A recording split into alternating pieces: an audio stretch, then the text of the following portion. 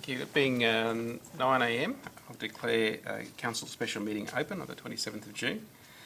I am bound to declare conflicts of interest, potential conflicts of interest in these meetings, and I shall do so. Ipswich City Council respectfully acknowledges the traditional owners as custodians of the land upon which we meet, and we pay our respects to their elders past, present and emerging as the keepers of the traditions, cultures and stories of a proud people. I'd ask you all please to stand for the reading of the prayer. Let us in silence pray or reflect upon our responsibilities to the people of Ipswich. We meet today to serve our community, to use our resources wisely and well, to represent all members of our community fairly, and to make decisions that promote the common good. Thank you.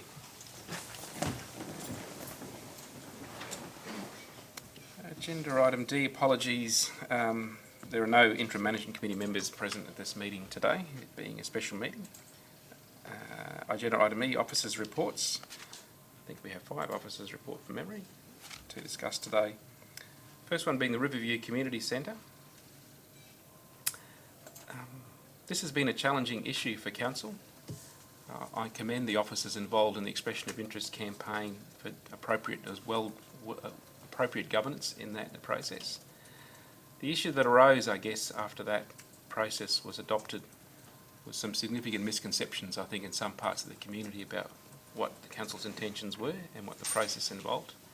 And it became clear to me after discussions with community leaders that it was not appropriate to continue with the recommendation that Council had made to proceed with a new manager, but also clear from a commercial and asset management perspective that it was not appropriate to continue with the current lessee arrangements.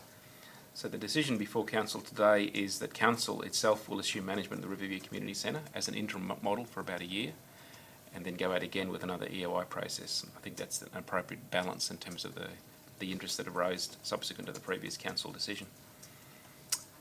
In saying that, I won't make that as part of the formal resolution, but my comments, because this will be done after my term is over, I'd be suggesting to Council that we communicate, or Council communicates clearly to the local community as part of the EIO process, what the process is, why Council is doing that process, and particularly with the stakeholders involved in who provide services, so everyone's clear as we're going through the EIO process what it is, why we're doing it, and we don't reach the same misconceptions that occurred previously that all current users were to be evicted, which was clearly not the case.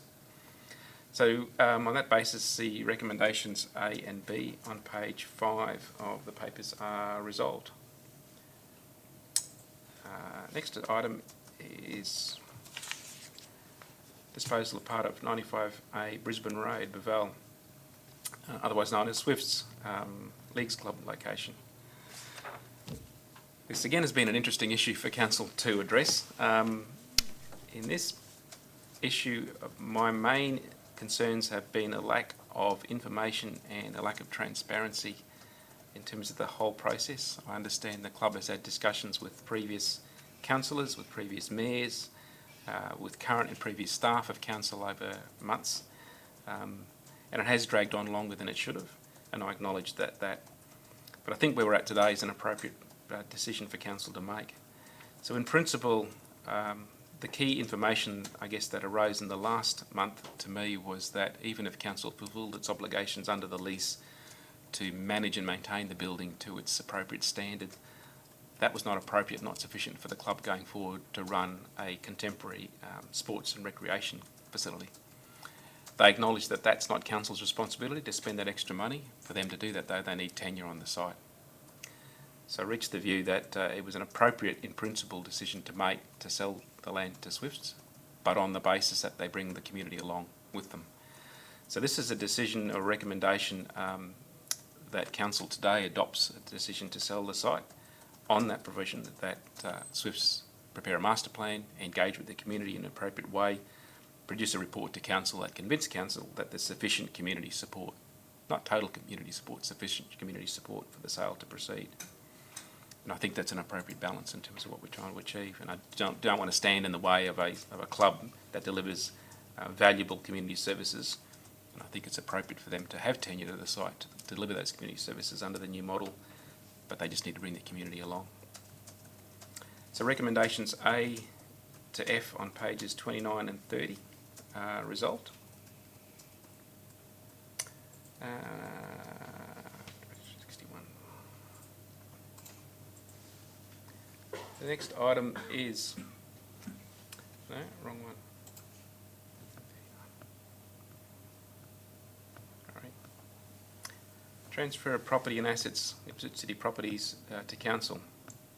Another milestone in the closure of Ipswich City Properties, or ICP. Thanks to McGrath-Nicol, who I know in the room, for your work on this, much appreciated. And thanks to council staff, Paul in particular. Thank you too. I know this was a challenge and continues to be a challenge in terms of reaching the milestone to close the company. And it was an aim to do this by 30th of June, so I think council officers and advisors have done everything practically possible to achieve that target, and I appreciate everyone's role in that.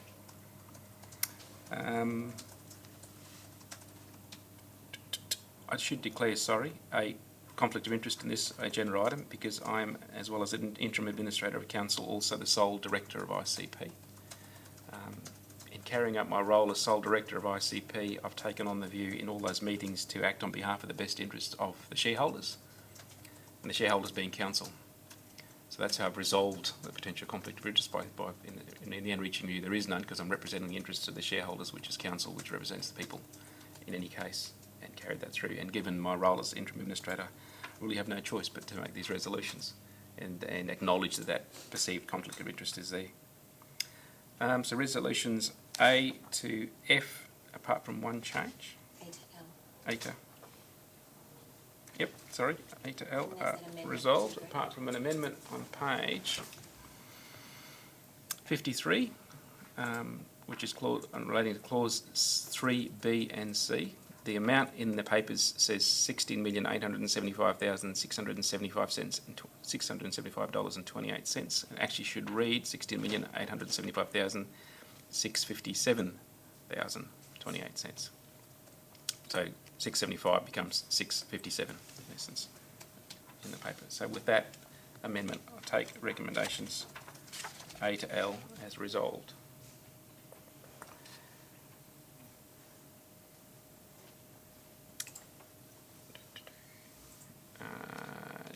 Fourth item, Nicholas Street, Union Place landscaping completion works. I think the paper speaks to itself in terms of the work that's being done. This is in essence JMAC, who control the site in a workplace health and safety and contractual sense along Nicholas Street, continuing to do all the work or the construction work within that site that they control, rather than risking another organisation, another company having partial access to the site, which is in principle not a good contracting model. So I will take recommendations A to E on pages 61 and 62 as resolved. Next item is supplier novation, and again a lot of great work, thanks by council officers and consultants in terms of resolving the various supplier agreements. What supplier agreements were with ICP that needs to translate into council, what supplier agreements with ICP just terminate because council has its own arrangements, and there's a third category which I've now forgotten. But thank you very much for the work. So this is a schedule of those arrangements, and I'll take recommendations A to F on pages 109, 110 as resolved. Last agenda item. Tender consideration plan for an appointment of a retail leasing agent for the CBD. I'll declare a potential perceived conflict of interest in that from 2008, 2012 I was an employee and at that time director of Rambry Management Group, with a holding company I think for Rambry Property Services, the subject of this. So I'll declare that. I have no current commercial or operating interest linked to the company at all, other than obviously through my role as interim administrator and a director of ICP. So make the comment that the appointment of Rambry was recommended by an independent consultant, Whittaker Group from memory, some time ago, and this continues the appointment of that group to run the leasing strategy for the CBD transformation. I'll take agenda items A to D on page 133 as resolved. There being no other business, I'll declare... Stops. Sorry? Stops. Yep, declare the meeting over at 9:10 a.m. Thanks all. Sorry about that. No, you're right.